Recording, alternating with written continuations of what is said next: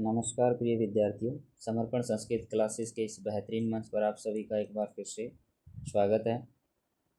उम्मीद है आप सबको कक्षाएं पसंद आ रही होंगी और आप अपनी तैयारी को बेहतर भी कर रहे होंगे। तो आज की कक्षा जो है वो संस्कृत विषय से आप किसी भी परीक्षा की तैयारी कर रहे हैं तो यह कक्षा बहुत ही महत्वपूर्ण है, क्योंकि इस कक्षा के अंदर हम बहुविकल्पीय प्रश्नों पर चर्चा करेंगे जो कि वर्ण विचार से संबंधित होंगे। एमसीक्यू प्रश्नों का अभ्यास जो है वो हमारी तैयारी को और अधिक मजबूत बनाता है। और एमसीक्यू करने से एक फ़ायदा ये भी है कि अगर कोई विषय कोई तथ्य अगर अपना थ्योरी कक्षा में रह जाता है तो उसकी चर्चा हम इसके साथ कर लेते हैं। तो चलिए शुरू करते हैं। ऐसे पहले मैं आपसे एक और रिक्वेस्ट करना चाहता हूँ, अच्छी तैयारी और नियमित सूचना के लिए आप हमारे यूट्यूब चैनल और टेलीग्राम चैनल से अवश्य जुड़ें। चैनल को सब्सक्राइब करें और अपने दोस्तों के साथ शेयर करें। इस विषय की या किसी भी कक्षा की पीडीएफ आप प्राप्त करने के लिए हमारे टेलीग्राम चैनल से ज़रूर जुड़ें। तो चलिए पहले प्रश्न से हम शुरुआत करते हैं। पहला प्रश्न क्या कह रहा है? अम अह इत्यच परानुस्वार विसर्गी नहीं है या विसर्गो क्या है? विसर्गो हो इति नियमानुसार, यह एक नियम बनाया हुआ है, उसके अनुसार अनुस्वार और विसर्ग की स्थिति कुत्र भवति, इनकी जो स्थिति है वो कहाँ होती है? अनुस्वार और विसर्ग हैं वो कहाँ होते हैं? वो अच् वर्ण के परम हल के पूर्व होते हैं, या अच् वर्ण के पूर्व में होते हैं, या वर्णानाम मध्य होते हैं, या पदस्य आदौ केवलम, या पद के आदि में होता है केवल। तो इसका उत्तर क्या रहेगा? तो इसका आंसर रहेगा अच् वर्ण के परम, यानी बाद में, अच् वर्णों के बाद में रहेगा। ना तो ये हल से पूर्व होते हैं, ना ये वर्णों के व्यंजनों के मध्य होते हैं, ना ये किसी पद के आदि में यानी शुरुआत में होते हैं। इनका आंसर रहेगा बी। दूसरा प्रश्न क्या कह रहा है? क इति ख इति कक्षाभ्याम प्राग अर्ध विसर्ग सदृश वर्ण क उच्यते। ये प्रश्न कह रहा है क और ख, इससे पहले जो अर्ध विसर्ग जैसे चिन्ह लगे होते हैं, इन वर्णों को क्या कहा जाता है? क और ख से आगे जो अर्ध विसर्ग जैसे निशान है, उन शब्दों को, उन वर्णों को क्या कहा जाता है? क्या उपदमानीय कहा जाता है, क्या जीवामूलीय कहा जाता है, या अनुस्वार कहा जाता है, या नासिक्य कहा जाता है? तो अब हमारी पिछली वीडियो में इसके बारे में चर्चा हुई थी। जीवामूलीय है वो क और ख से पहले अगर अर्ध विसर्ग जैसा निशान है तो जीवामूलीय है। प और फ से पहले अगर अर्ध विसर्ग जैसा निशान है तो उपदमानीय। ठीक है। तीसरा प्रश्न क्या कह रहा है?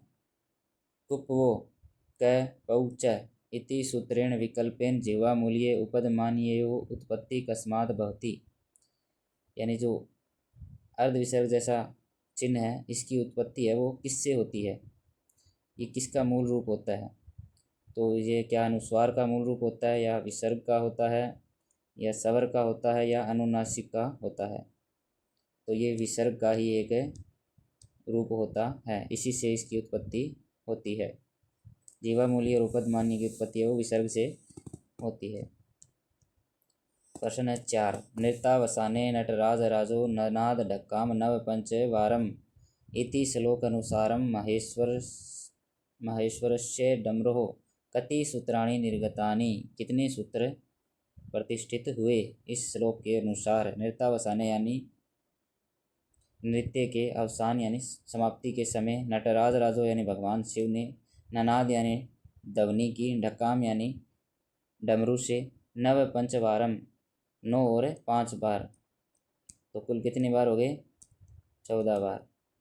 तो इससे कितने सूत्रों की प्रतिष्ठा हुई, कितने सूत्र इससे निर्माण हुए? तो क्या एकादश? नहीं, कितने? चतुर्दश। 14 सूत्रों की उत्पत्ति हुई। अगला प्रश्न क्या कह रहा है? माहेश्वर सूत्रेषु वर्णक्रमस्य कः वैज्ञानिक आधार विधीयते। माहेश्वर सूत्रों के अंदर है जो वर्णों का है वो क्रम क्या है?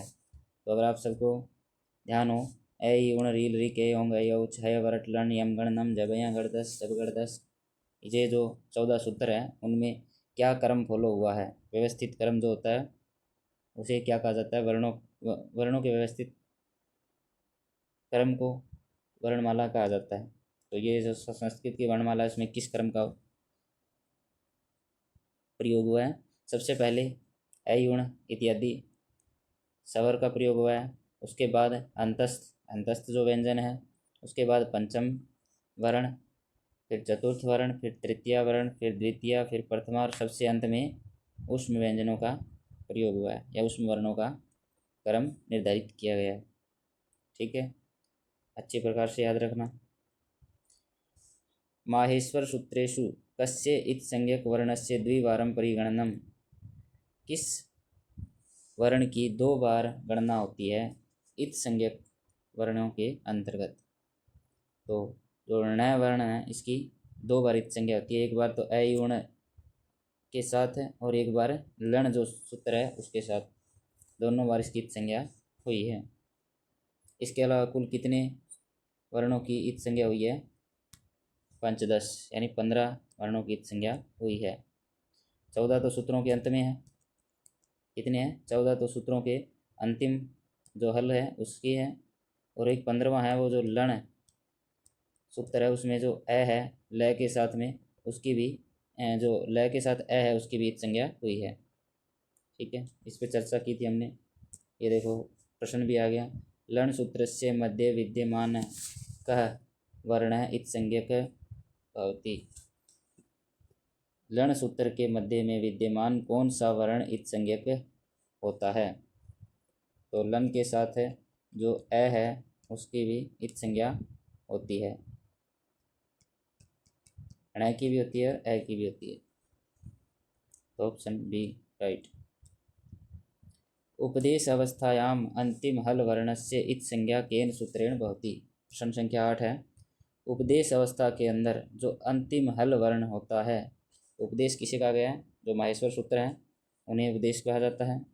उनका जो अंतिम वर्ण है, अंतिम हल वर्ण है, यानी अंतिम जो व्यंजन वर्ण है, इत संज्ञा केन सूत्रेण, उसकी जो इत संज्ञा करते हैं वो किस सूत्र के द्वारा होती है? वो किससे होती है? हलंत्यम सूत्र से होती है। अंतिम हल की इत संज्ञा होती है। प्रश्न है, एक ऑप्शन है उपदेश से अजनुनासिक इत। अगर किसी उपदेश, किसी सूत्र में उपदेश अवस्था में अगर अच है, किसी अच की इत संज्ञा करनी है तो उपदेश से अजनुनासिक इत सूत्र से होगी। और वो अच कैसा होगा? अनुनासिक अच होगा। कौन सा? अनुनासिक अच होगा। आदि अंतेन संहिता, यह सूत्र क्या काम करता है? आदि और अंत, आदि और अंत दोनों को मिलाकर संहिता करता है। वो क्या बनाता है? प्रत्याहार, प्रत्याहार विधायक सूत्र है ये आदि अंतेन संहिता। तस्य लोप का क्या काम है? जिन वर्णों की संज्ञा हुई है उनका लोप करने का काम तस्य लोप का सूत्र करता है। ठीक है, आगे प्रश्न है, प्रत्याहार संज्ञा विधायकम प्रमुखम सूत्रम किम अस्ति। प्रत्याहार संज्ञा का विधायक सूत्र है वो कौन है? अभी हमने चर्चा की आदि अंतेन संहिता, आदि और अंत दोनों को मिला करके, यानी दोनों की जो संहिता होती है उसे ही प्रत्याहार कहा जाता है। जैसे एक उदाहरण के से समझे तो ए ई उ न, आदि और अंत, तो ये कौन सा प्रत्याहार हो गया? अण प्रत्याहार हो गया। ठीक है, प्रसन्निकर संहिता, ये सूत्र क्या करता है? संधि का कार्य करता है। हलंत्यम, अंतिम हल, उपदेश के अंतिम हल की इत संज्ञा, जैसे ए ई उ और न, ये सूत्र है, ये किसी का उपदेश है। उपदेश किसे कहा जाता है? किसी, जैसे पाणिनि, वररुचि इत्यादि जो महान व्याकरणकार हुए हैं उनके जो मूल सूत्र हैं वो क्या है? उपदेश है हमारे लिए। तो उन उपदेशों का जो अंतिम वर्ण है, जो अंतिम हल वर्ण है वो क्या होता है? इत संज्ञक होता है। किस सूत्र के अनुसार? हलंत्यम सूत्र से इनकी इत संज्ञा की जाती है। आगे बात करते हैं, अष्टाध्याय्याम प्रत्याहाराणाम सर्वसम्मत संख्या का स्वीकृति। अष्टाध्यायी के अनुसार प्रत्याहारों की जो संख्या है वो कुल कितनी स्वीकार की जाती है? तो मैं हमने चर्चा की थी कुल कितने प्रत्याहार बनते हैं माहेश्वर सूत्रों के अनुसार, कितने बनते हैं? द्वाचत्वारिंशत्, 42 प्रत्याहार का निर्माण होता है। अब बात करते हैं झस प्रत्याहार की। क्या? झस प्रत्याहार। वर्गाणाम के वर्णा परिगणिता सन्ति। झस प्रत्याहार के अंतर वर्गों के जो वर्ण हैं कौन कौन से आते हैं? झस प्रत्याहार के अंतर्गत झ, भ, घ, ड़, ध ये आते हैं। और ये वर्गों का कौन सा वर्ण है? वर्गों का चौथा वर्ण किस प्रत्याहार के अंतर्गत आता है? झस प्रत्याहार के अंतर्गत आता है। अब बात करते हैं अस प्रत्याहार के अंतर्गत कितने वर्ण समाविष्ट होते हैं? अस प्रत्याहार है उसके अंदर कुल 29 वर्ण आते हैं। ऑप्शन बी सही है। 29 कौन सा? ए, यू, री, ए, ओ, ई, औ, हय, वर, ल, यम, गण, न, झ, भ, घ, ड़, ध, जब, गड़, ध ये इत्यादि 29 वर्ण अस प्रत्याहार के अंतर्गत आते हैं। आप एक बार जो माहेश्वर सूत्र हैं वो एक बार अवश्य लिख के देखें, बार बार लिख के देखें और उनमें से अस प्रत्याहार बनाएंगे तो उसके अंतर्गत जितने भी वर्ण आएंगे उनको आप काउंट करना, वो कितने बैठेंगे? 29 बैठेंगे। अब बात करते हैं खर प्रत्याहार। खर प्रत्याहार अपने आप में बहुत महत्वपूर्ण है। बाह्य प्रयत्न के अंतर्गत हम खर प्रत्याहार के बारे में चर्चा करते हैं या इसका प्रयोग होता है। या फिर जो खर प्रत्याहार के अंतर्गत जो वर्ण आते हैं वो बाह्य प्रयत्न के विवार, समास और अघोष के अंतर्गत आते हैं। कौन कौन से होते हैं खर प्रत्याहार के अंतर्गत? तो वर्गों का जो पहला और दूसरा वर्ण है वो और तीनों स इसके अंतर्गत आते हैं खर प्रत्याहार के अंतर्गत। और कुल वर्ण कितने होंगे? 13। ठीक है। प्रश्न संख्या 14 की बात करें तो अकुह विसर्जनिया नाम कंठ, ये जो सूत्र है कंठे वर्णा नाम सम्यक समूह का है। इस सूत्र के अनुसार जो कंठे वर्ण है वो कौन कौन से हैं? अ तो ह्रस्व अ और दीर्घ अ की बात करें। इसके अलावा कु से क्या समझते हैं? क वर्ग। उसके बाद है आ, क वर्ग और है इसके अलावा और विसर्ग, ये सब कौन सी है? कंठे ध्वनियाँ हैं। तो ऑप्शन ए सही है। ईचु यशाणाम तालु, इसके अंतर्गत कौन कौन से वर्ण आते हैं? या फिर इसमें से पूछा गया आपसे कि चु जो है इस पद से किसका बोध किया जाता है?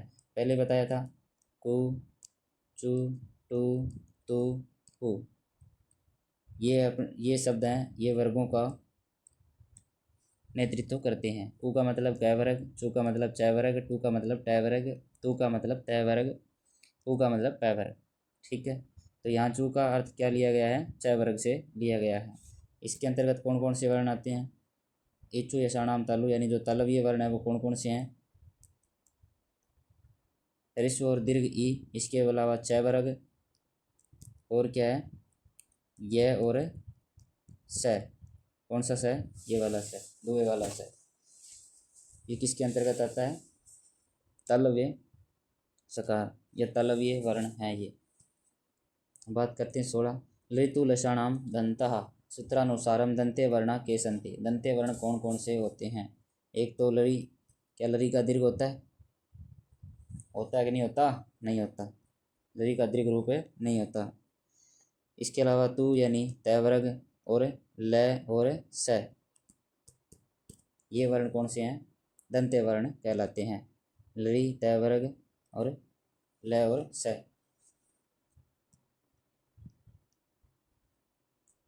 उपपदमान्यानाम औष्ठौ इति सूत्रे केषां वर्णानाम उच्चारण स्थानम औष्ठौ निर्दिष्टम। इस सूत्र के अनुसार किन वर्णों का उच्चारण स्थान ओठ निर्दिष्ट किया गया है या कहा गया है? उ से ऋस्व और दीर्घ उ मतलब पैवर्ग। इसके बाद उपदमानीय वर्ण कौन से होते हैं? प और फ से पहले अर्ध विसर्ग जैसा निशान जहाँ होगा उपदमानीय कहलाते हैं। तो ऑप्शन ए सही है। प्रश्न संख्या 18, ये क्या कह रहा है?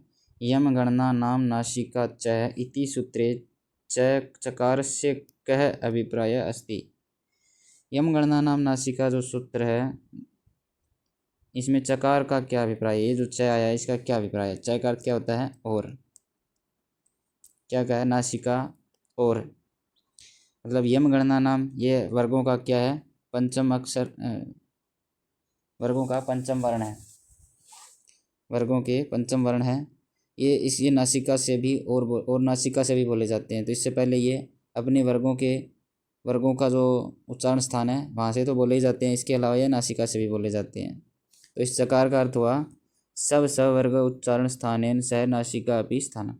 ठीक है, इनका जो उच्चारण स्थान है वो दो तरह के होते हैं, एक नासिका और एक अपने अपने वर्ग के साथ बोले जाते हैं। प्रश्न संख्या 19, ओदोतो कंठोष्ठम, इसमें ओकार और औकार इनका उच्चारण स्थान क्या होता है? तो ये सूत्र इसमें पहले दिया गया है प्रश्न के अंदर, परंतु आपको परीक्षा के अंदर ऐसी सरल भाषा नहीं मिलेगी, आपको थोड़ा घुमाकर पूछा जाएगा।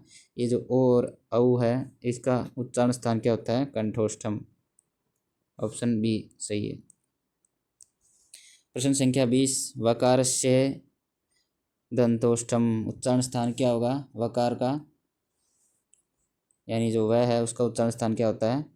दंतोष्ठम, दांत और होठ। ऑप्शन संख्या 1। प्रश्न संख्या 21, पाणिनीय शिक्षा ग्रंथानुसारम वर्णानाम कति उच्चारण स्थानानि सन्ति। पाणिनीय शिक्षा के अनुसार वर्णों की जो उच्चारण स्थान है उनकी संख्या कितनी है? पाणिनीय शिक्षा के अनुसार 8 है, और वैसे वर्तमान में कितने प्रचलित हैं? 11। ठीक है, 8 कान कौन से हैं पाणिनीय शिक्षा के अनुसार? उरह, कंठ,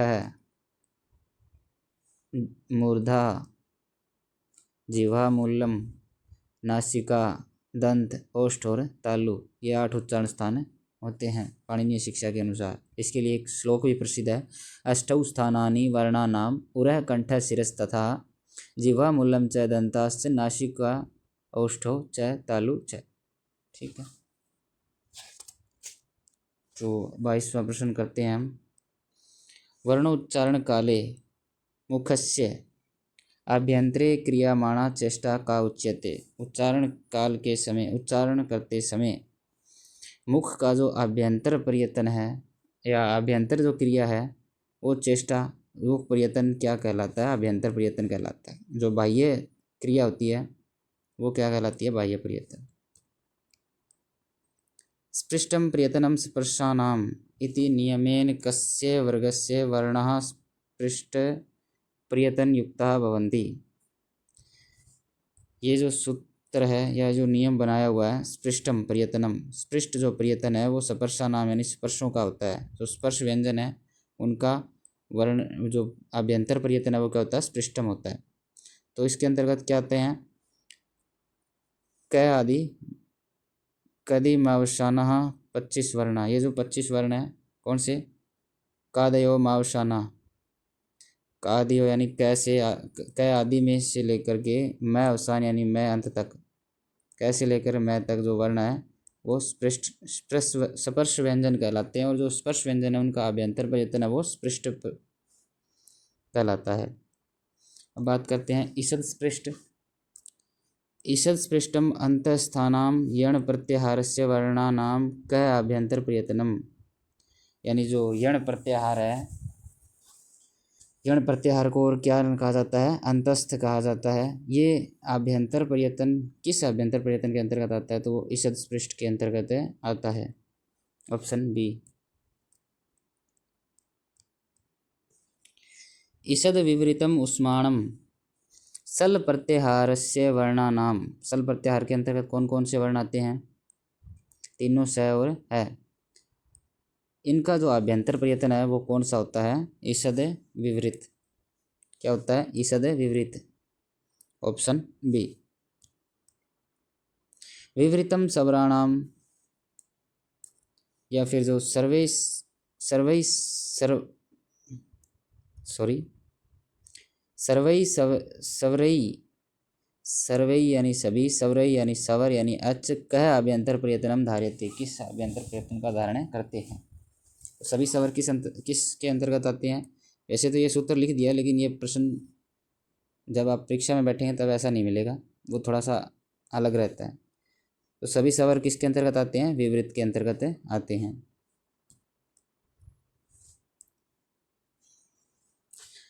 ह्रस्वस्य अवर्णस्य प्रयोगे संवृतम प्रक्रिया दशायां तो विवृतम एव रिक्त स्थानम पूरयत। इसमें रिक्त स्थान कहाँ भाई? चलो इसको मान लेते हैं आप। ह्रस्वस्य अवर्णस्य, ह्रस्व अवर्ण है वो प्रयोग की दृष्टि से किस अभ्यंतर प्रयत्न के अंतर्गत आता है? प्रक्रिया दशायाम तो विवृतम एव, प्रक्रिया दशा के अंतर्गत, प्रक्रिया दशा के अनुसार तो वो विवृत के अंतर्गत आता है। तो इसका ऑप्शन क्या होगा? संवृतम। Option A. मुखात वर्णानि, मुख से जो वर्ण है, बहिर्निस्सारण काले, बाहर निकलते समय, क्रियमाणः यत्नः कः उच्यते तस्य कति भेदाश्च। मुख से बाहर निकलते समय जो वर्ण है वो बाहर निकलते समय जो क्रिया या जो यत्न का प्रयोग होता है उसे क्या कहा जाता है? बाहर निकलते समय बाह्य प्रयत्न। और बाह्य प्रयत्न के कितने भेद होते हैं? एकादश भेदः। खरो विवारः श्वासा, खरो विवारः श्वासा अघोषाश्च खर प्रत्याहारस्य वर्णानाम। खर प्रत्याहार के अंतर्गत कौन कौन से वर्ण आते हैं? वर्गों का जो पहला है, वर्गों का पहला और वर्गों का दूसरा जो वर्ण है और तीनों स है वो खर प्रत्याहार के अंतर्गत आते हैं। और एक सूत्र है खरो विवारः श्वासा अघोषाश्च, यानी विवार, श्वास और अघोष, ये तीनों बाह्य प्रयत्न होते हैं। किसके होते हैं? खर प्रत्याहार के अंतर्गत जितने भी वर्ण हैं उनके बाह्य प्रयत्न होते हैं। ठीक है, तो इसका उत्तर होगा विवारः श्वासः अघोषः। हस प्रत्याहार के जो भी वर्ण है उनका बाह्य परिवर्तन क्या होता है? बाह्य परिवर्तन क्या होता है हस प्रत्याहार का? स्वारः नादा घोषाश्च, स्वार, नाद और घोष। ठीक है। वर्णानाम प्रथम, तृतीय और पंचमः यणश्च अल्प प्राणः। ये प्रश्न बनाते समय थोड़ी गड़बड़ हो गई है। सूत्र पहले दे दिया गया है, यानी सूत्र और आंसर है वो एक साथ दे दिए गए हैं, और प्रश्न बाद में पूछा गया है। इसमें प्रश्न केवल ये है अल्प प्राण है वर्णानाम बाह्य प्रयत्न युक्ता संख्या का। ठीक है, कौन कौन से होते हैं? सबसे पहले तो अल्प प्राण के अंदर वर्ग का पहला, तीसरा और पांचवा। इसके अलावा यण प्रत्याहार, यण प्रत्याहार के अंतर्गत क्या आता है? यह, रह, ल, वह। तो ये चार हो गए। 5 अपने वर्ग हैं और प्रत्येक वर्ग से 3-3 वर्ण उठाएं तो 15, ये 15 और 4 19, 19 वर्णाः बाह्य प्रयत्न युक्ता। ठीक है। वर्गाणाम द्वितीय चतुर्थी चलस्य, ये भी वैसे ही लिखा गया है। महाप्राण वर्णानाम संख्या का, महाप्राण वर्णों के कितनी संख्या है? तो महाप्राण के अंतर्गत क्या क्या आते हैं? वर्गों का दूसरा और चौथा, इसके अलावा सल प्रत्याहार, दूसरा, चौथा और सल। सल प्रत्याहार के अंदर तीनों स और है, तीनों सकार और है आते हैं। तो 4 ये हो गए और 10 ये हो गए। कुल कितने? चतुर्दश वर्णः।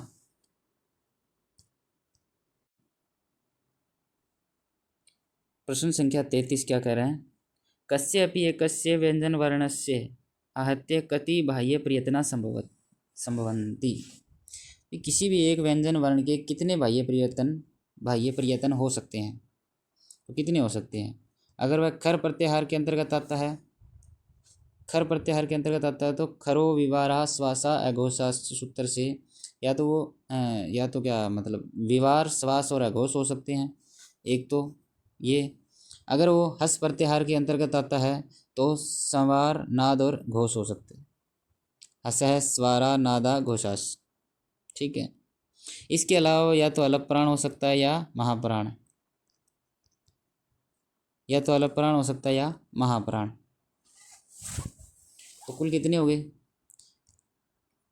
खर या हस में से एक, खर या हस के तीन तीन बाह्य प्रयत्न, अलग प्राण और महाप्राण का एक एक, तो कुल कितने हो सकते हैं? चार चार हो सकते हैं। चत्वारः बाह्य प्रयत्नः इसका सही आंसर रहेगा। क इति वर्णस्य चत्वारः बाह्य प्रयत्ना के सन्ति। क जो वर्ण है इसके चार बाह्य प्रयत्न कौन कौन से हो सकते हैं, अभी जो डिस्कस किया था ना। अब सबसे पहले ये देखो क है वो खर के अंतर्गत आता है या हस के अंतर्गत आता है? ठीक है। खर प्रत्याहार के अंतर्गत क्या आते हैं? ख फ छ ठ थ चट त क प स यानी वर्गों का पहला किसके अंतर्गत आता है? खर प्रत्याहार के अंतर्गत आता है। इसका मतलब खर प्रत्याहार जहाँ होता है वहाँ विवार श्वास और अघोष, विवार श्वास और अघोष बाह्य प्रयत्न होता है। तो विवार श्वास और अघोष, एक तो यहाँ ऑप्शन है, एक है यहाँ ऑप्शन है, इसका मतलब ऑप्शन ए कट गया और ऑप्शन डी कट गया। अब ये अलग प्राण है या महाप्राण है? अलग प्राण है, अलग प्राण ही है क्योंकि अलग प्राण के अंदर वर्गों का पहला तीसरा और पांचवा वर्ण आता है। इसके अलावा क्या आता है? यण प्रत्याहार आता है। ठीक है। तो ये अलग प्राण है तो इसका मतलब जो ये महाप्राण वाला ऑप्शन है ये भी कट हो गया, आपके पास ऑप्शन बचा बी। ठीक है। अब प्रश्न है 35, क्या कर रहा है इति वर्णस्य चत्वारः बाह्य प्रयत्ना के भवन्ति। सबसे महत्वपूर्ण सवाल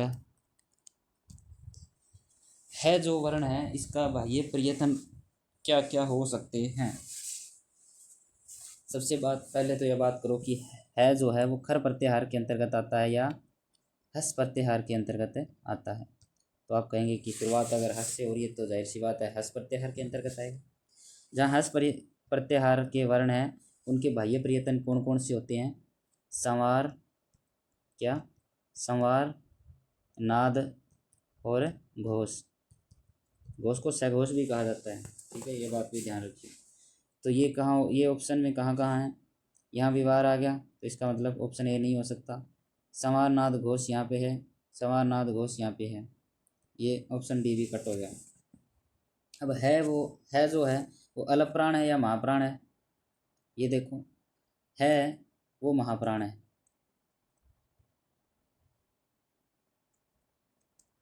है महाप्राण है। वर्गाणाम प्रथमः तृतीया पंचमा यणस्य अल्प प्राणा, नहीं सॉरी माफ़ करना, अल्प प्राण नहीं है, अरे क्या कर रहा हूँ मैं, अल्प महाप्राण तो है। महाप्राण का जो सूत्र है वो मैंने गलत बोल दिया, वो अलग प्राण वाला बोल दिया। वर्गाणाम द्वितीय चतुर्थौ सलश्च महाप्राण, यानी जो सल प्रत्याहार है वो महाप्राण के अंतर्गत आता है और है वो सल प्रत्याहार के अंतर्गत आता है। ठीक है, तो इसका ऑप्शन अलग प्राण वाला कट गया और महाप्राण, ऑप्शन बी सही है। प्रश्न संख्या 36, उच्चैरुदात्तः निच्चैरुनुदात्तः स्महार स्वरित एते त्रय प्रयत्ना केषां वर्णानामेव भवन्ति। ये उदात्त अनुदात्त और स्वरित है,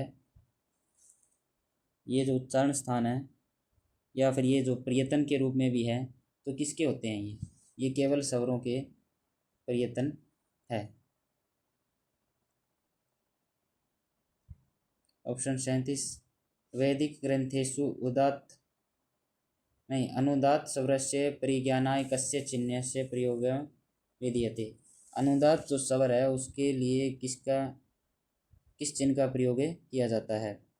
तो वो वर्ण से अधस्तात् क्षैतिज रेखा, यानी जो पड़ी रेखा है उसका, ये जो पड़ी रेखा है इसका प्रयोग अनुदात्त के लिए किया जाता है और ये जो खड़ी रेखा है इसका प्रयोग स्वरित के लिए किया जाता है और अनुदात उदात के लिए किसी भी चिन्ह का प्रयोग नहीं किया जाता है। ठीक है।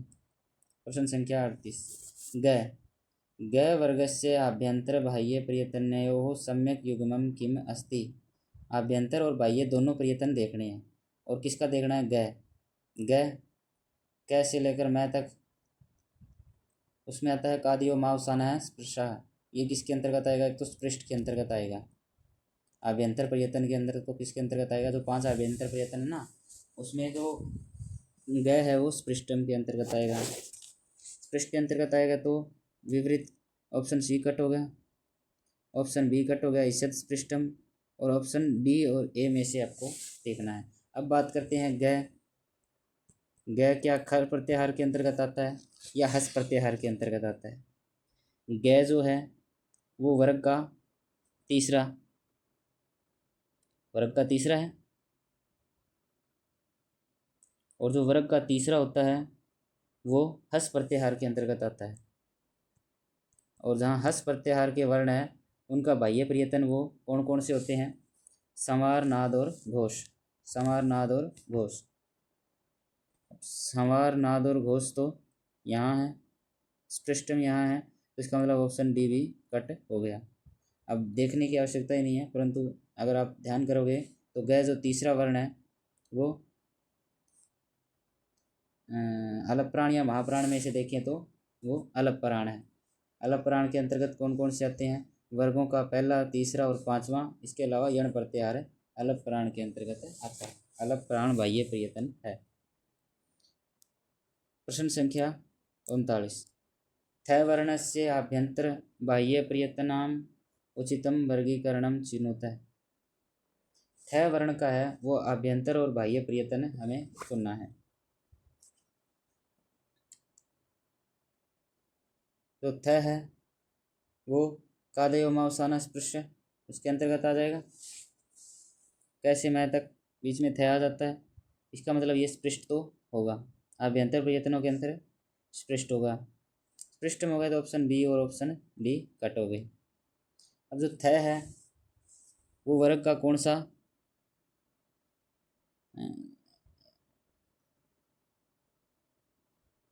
सा वर्ण है? ये थ ये खर प्रत्याहार के अंतर्गत आता है। इसके अंतर्गत आता है खर प्रत्याहार के अंतर्गत। जहाँ खर प्रत्याहार होता है उनके वर्णों का जो बाह्य प्रयत्न है वो कौन सा होता है? विवार, सवास और अघोष। क्या होता है? विवार, श्वास और अघोष। तो ऑप्शन ए जो है वो राइट है। वैसे त, थ, द यानी थ जो है वर्ण का दूसरा, वर्गों का दूसरा वर्ण है, और जो वर्गों का दूसरा वर्ण होता है वो महाप्राण के अंतर्गत आता है। महाप्राण के अंतर्गत वर्गों का दूसरा और चौथा वर्ण आता है। और क्या आता है? सल्प प्रत्याहार आता है, यानी तीनों स और है। ठीक है। ऑप्शन प्रश्न संख्या 40। र इति वर्णस्य आभ्यंतर बाह्य प्रयत्न के संति। जो र है इसका आभ्यंतर और बाह्य प्रयत्न आपको बताना है। तो यह वह रल हस प्रत्याहार के अंतर्गत आता है।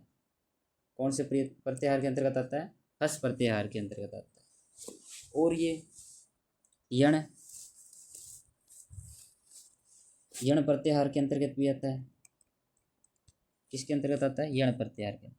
यणो अंतस्था ईषद स्पृष्टम किसके अंतर्गत आता है? ईषद स्पृष्ट के अंतर्गत है।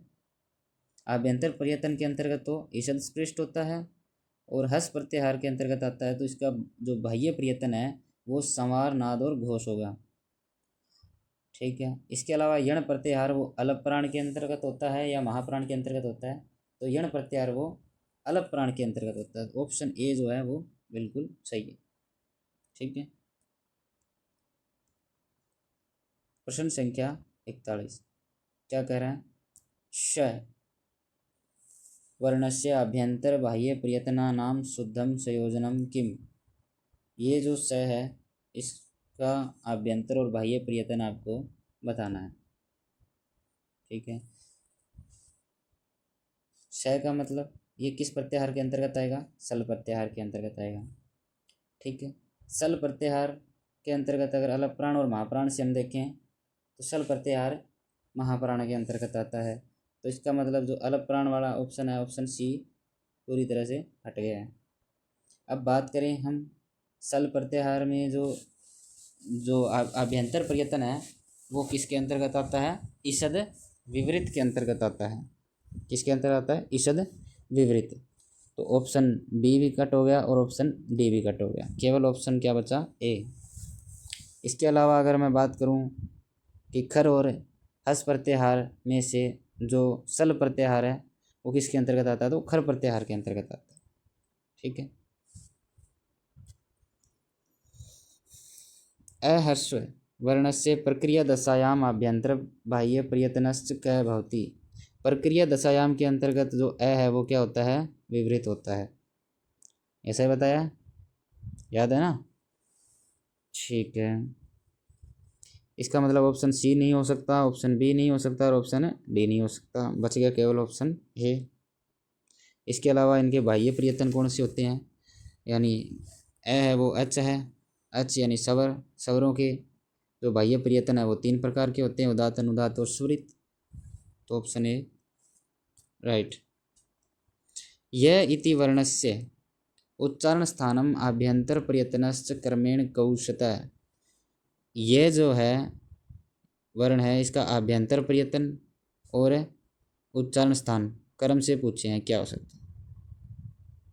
ठीक है, यह यानी यण, यण प्रत्याहार है वो ईषद स्पृष्ट के अंतर्गत आता है। अंतस्थ वर्ण है ईषद स्पृष्ट। तो ऑप्शन सी नहीं हो सकता, ऑप्शन बी भी नहीं हो सकता और ऑप्शन डी भी नहीं हो सकता। ऑप्शन बच गया केवल है। अच्छा, यह होगा अभ्यंतर प्रयत्न, यह का अभ्यंतर प्रयत्न तो ईषद स्पृष्ट होगा। इसका उच्चारण स्थान क्या होगा? क्या होगा बताओ? ईचु यशाणाम तालु, याद नहीं आया? ठीक है, ईचु यशाणाम तालु जो सूत्र है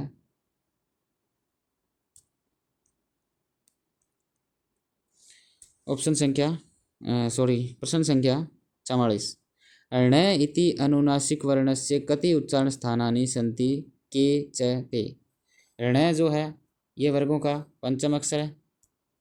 पंचम अक्षर के 2 होते हैं।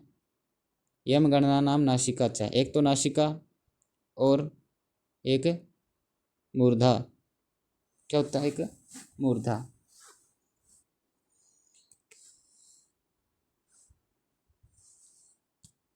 ऑप्शन संख्या 2। प्रश्न संख्या 45 ये क्या कह रहा है? मैं इति वर्णस्य स्थानम बाह्य प्रयत्नश्च के सन्ति।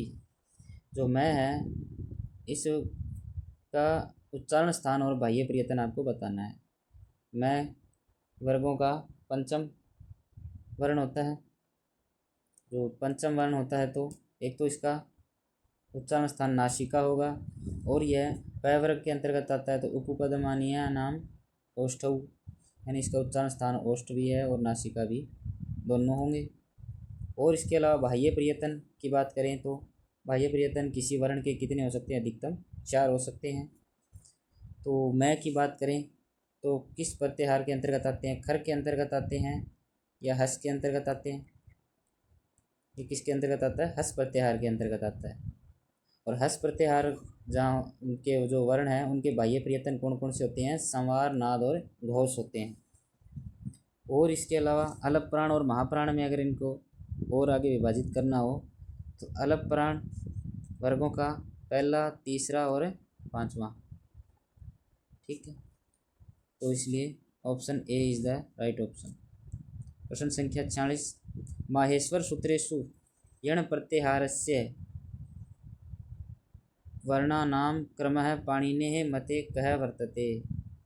माहेश्वर सूत्रों के अनुसार जो यण प्रत्याहार है उनके वर्णों का क्रम क्या है? तो वो है य, व, रल। ठीक है, ऑप्शन बी। प्रश्न संख्या 47। अच प्रत्याहारे कति स्वरा परिगणिता के च ते, वे कौन से हैं? कितने स्वर हैं और वे कौन से हैं। माहेश्वर सूत्रों के अनुसार अच है वो यह स्वर है वो कितने हैं, 9 हैं और वे हैं ए यू री री ए ओ ऐ औ। ठीक है। प्रश्न संख्या 48 सल उस्माना है इति सूत्रेण सल प्रत्याहार। सल प्रत्याहार के अंतर्गत कौन कौन से वर्ण सम्मिलित किए जाते हैं और वो कौन से हैं, तीनों से और है। कितने हुए, कुल 4। ऑप्शन ए सही है। अल प्रत्याहार से कह अर्थ अस्ति। अल प्रत्याहार का क्या अर्थ है। अल प्रत्याहार मतलब संपूर्ण वर्णमाला। अच और हल आदि और अंत आदि अंतेन सहिता। तो अच प्रत्याहार अल प्रत्याहार हो गया। कितने वर्ण हुए, 42। जीवा मूल्य से जीवा मूलम यानी जो जीवा मूल्य वर्ण है उनका मूल स्थान क्या है, उच्चारण स्थान क्या है, जीवा मूलम। Option B. मात्रा काल इति व्याकरण शास्त्रे कस्य समय से प्रतीकाय मन्यते। तो मात्रा काल है वो व्याकरण शास्त्र में किस समय का प्रतीक मानते हैं। तो अक्षणी निमेष काल है यानी पल भर के लिए माना जाता है। पाणिनीय शिक्षा अनुसार उर्षः कस्य वर्णस्य विशेष उच्चारण स्थानम अस्ति। जो पाणिनीय शिक्षा है उसके अनुसार जो उरस उच्चारण स्थान है वो किस वर्ण के लिए था, तो वो था हकारस्य के लिए, हकार के लिए यानी कि है के लिए। पाणिनीय शिक्षा के अनुसार है का अगर विशेष उच्चारण पूछे तो उरस होगा। प्रश्न संख्या 53 अणादियो अणाद्यर्थः इति कारकानुसार चतुर्दश सूत्रेषु अन्ते समागतानाम इत्संज्ञक वर्णानां मुख्यम प्रयोजनम किम। यानी जो 14 माहेश्वर सूत्र है उनके अंतर अंतिम जो इत्संज्ञक वर्ण है प्रत्येक सूत्र के बाद उनका मुख्य प्रयोजन क्या है, उससे क्या काम आता है। तो उससे क्या काम बनता है, हमारा प्रत्याहार निर्माण करने का काम है पूरा होता है। ठीक है। एंग इति प्रत्याहारे के वर्ण परिगणिता। एंग प्रत्याहार उसके अंतर्गत कौन कौन से वर्ण आते हैं। ठीक है। एंग के अंतर्गत आते हैं ए और ओ और उनकी कौन सी संज्ञा होती है, गुण संज्ञा होती है। ठीक है। अब आगे बात करते हैं प्रश्न संख्या 55 चर प्रत्याहारे। चर प्रत्याहार है उसमें वर्गों के वर्गाणाम के वर्णा समायन्ति तेषां च कः बाह्य प्रयत्न। सबसे पहले बात करें चर प्रत्याहार। चर प्रत्याहार है उसके अंतर्गत जो वर्ण आते हैं वो कौन कौन से होंगे, बताओ। चर प्रत्याहार के अंतर्गत च ट त क प स कौन से, च ट त प क पहले आएगा, प च ट त क च ट त प क। प्लीज़ इसके लिए माफ़ करना, क्रम सही नहीं बोल पा रहा। और तीनों स। ठीक है। ये चर प्रत्याहार के अंतर्गत आते हैं। तो ये अगर आप ध्यान देंगे तो वर्णों का कौन सा है, प्रथम वर्गाणाम प्रथम वर्ण और तीनों स। वर्गों का प्रथम वर्ण होता है वो तो कादयो मावसाना स्पृशा। ठीक है।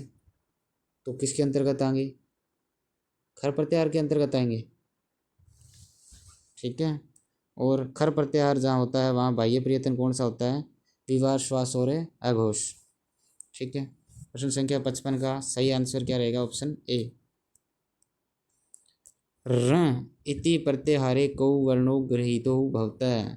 ऋ प्रत्याहार है उसके अंतर्गत कौन से वर्ण ग्रहित किए जाते हैं, कौन से प्रत्याहार हैं, कौन से वर्ण लिए जाते हैं। तो र और ल। ठीक है। गम प्रत्याहारे कति वर्णा सन्ति तेषां च किम वैशिष्ट्यम। तो गम प्रत्याहार है उसके अंतर्गत 3 वर्ण आते हैं ग ण न। एते अनुनासिका, और वो कैसे हैं, अनुनासिक है, यानी वर्गों के पंचम में वर्ण हैं। प्रश्न संख्या 58, एक प्रत्याहार से वर्णा के संति, एक प्रत्याहार के अंतर्गत कौन से वर्ण होते हैं। अस्य च यण संधौ क आदेश भवति, उनका यण संधि के अंदर क्या आदेश होता है। एक प्रत्याहार ई उ री री ये होते हैं, और इनका यण संधि के अंतर्गत यण प्रत्याहार का आदेश हो जाता है, जो कि क्या बनता है, यह वह रह ल क्रमशः ई को यह, उ को वह, री को रह और ली को ल आदेश हो जाता है।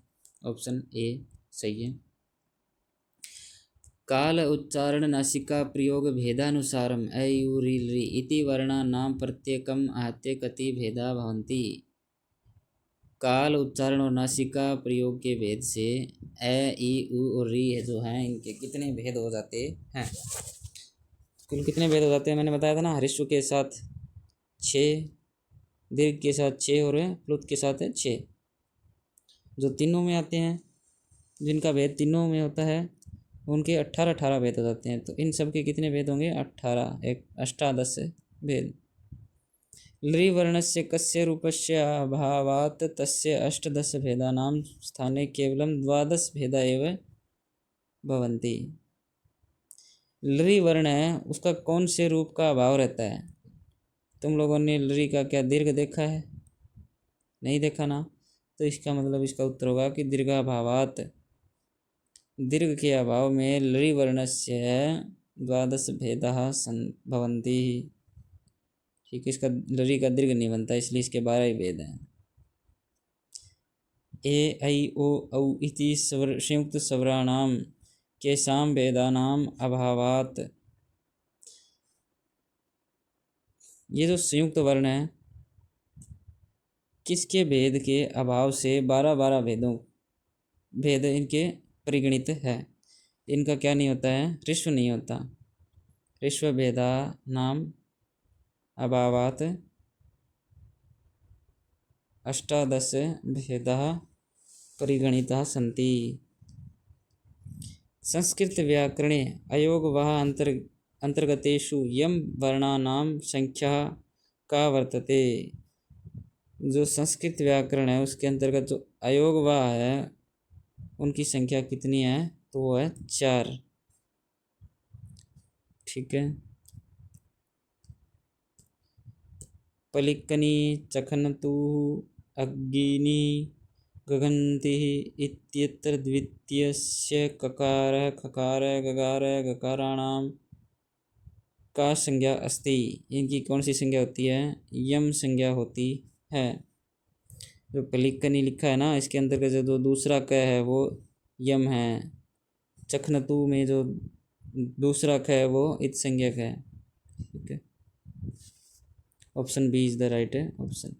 वैदिक संस्कृते द्वयोः स्वरयोः मध्ये समागतयोः ड और ढ वर्णयोः स्थाने कः दुष्पृष्ट वर्ण भवति।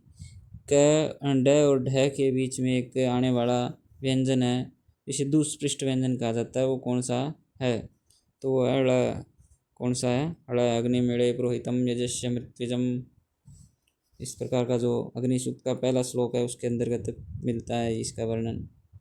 पाणिनीय शिक्षा अनुग्रंथानुसारम संस्कृत वर्णमालायां कुल वर्णानां संख्या का स्वीक्रियन्ते। पाणिनीय शिक्षा के अनुसार संस्कृत वर्णमाला में कुल कितने वर्णों का प्रयोग माना जाता है, 63 या 64 वर्ण माने जाते हैं। पाणिनीय शिक्षा के अनुसार 21 या 22 तो कितने क्या है, स्वर हैं, और जो बच गए यानी 42 या 42 जो व्यंजन है वो है। अच्छा, इनका क्या क्या हमने वर्गीकरण किया था, 21 कैसे होंगे, 5 मूल, 8 दीर्घ और 9 प्लुत। कई बार प्लुत के अंदर लरी का जो प्लुत रूप है उसको नहीं गणना करते हैं, इसलिए वो कभी 8 हो जाते हैं। ठीक है, तो कुल कितने हुए ये 22, और जो व्यंजन है वो कितने हैं, 42। कुल की बात करें तो वो टोटल की बात करें तो 63 या 64।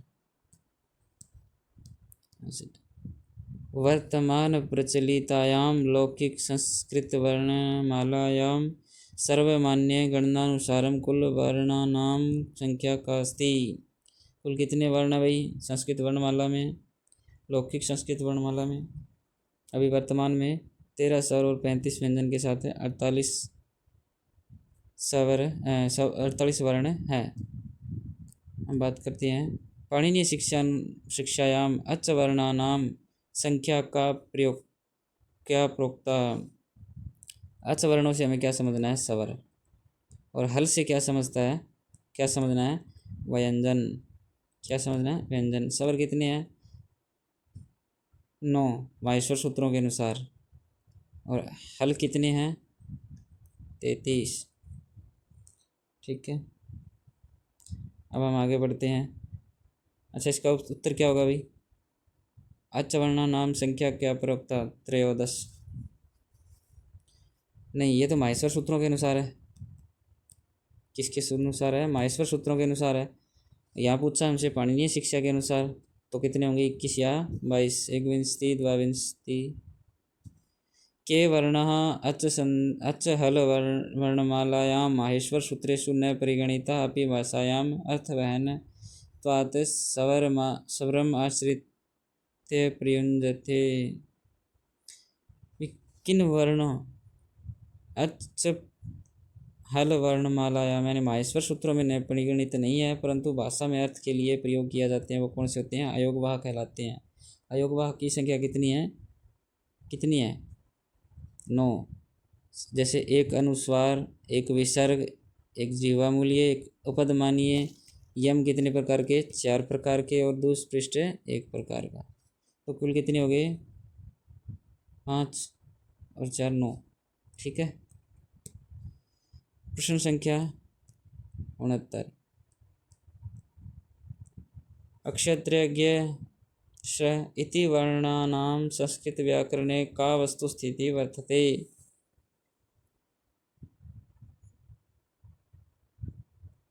ये क्या है? ये माहेश्वर सूत्रों में अपरिगणित यानी बिना गणना किए हुए संयुक्त व्यंजन वर्णः सन्ति।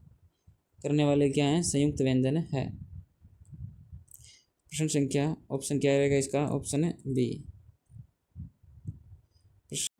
अंतिम और 17वां प्रश्न क्या कह रहा है? मुख नासिका वचनो अनुनासिका इति सूत्रेण मुख नासिकाभ्याम सह उच्चार्यमाणः स्वरः किम उच्यते।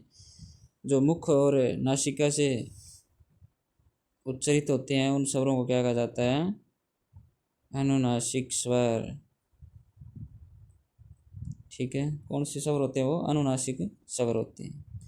तो आज हमारे पास जो 70 प्रश्नों का महत्वपूर्ण कलेक्शन था उनको देखा। वर्ण विचार आपको मुझे लगता है इससे और अधिक स्पष्ट हो गया होगा। अब इसे केवल याद रखें और अपनी कॉपी में लिख लें। इन प्रश्नों के उत्तर आपको एक सारणी के रूप में नीचे दिए गए हैं। ये PDF आपको टेलीग्राम चैनल से प्राप्त हो जाएगी। तो एक बार फिर से धन्यवाद सभी का यहाँ तक वीडियो देखने के लिए। समर्पण संस्कृत क्लासेस से आप जुड़े रहें, चैनल को सब्सक्राइब रखें और टेलीग्राम चैनल से भी जुड़े रहें। आपको समय पर अपडेट मिलती रहेगी सभी प्रकार की भर्तियों की और परीक्षाओं की जो भी रहती है। Thank you. किसी प्रकार का अगर कोई सजेशन हो तो वो आप हमें कमेंट सेक्शन में अवश्य दें। धन्यवाद।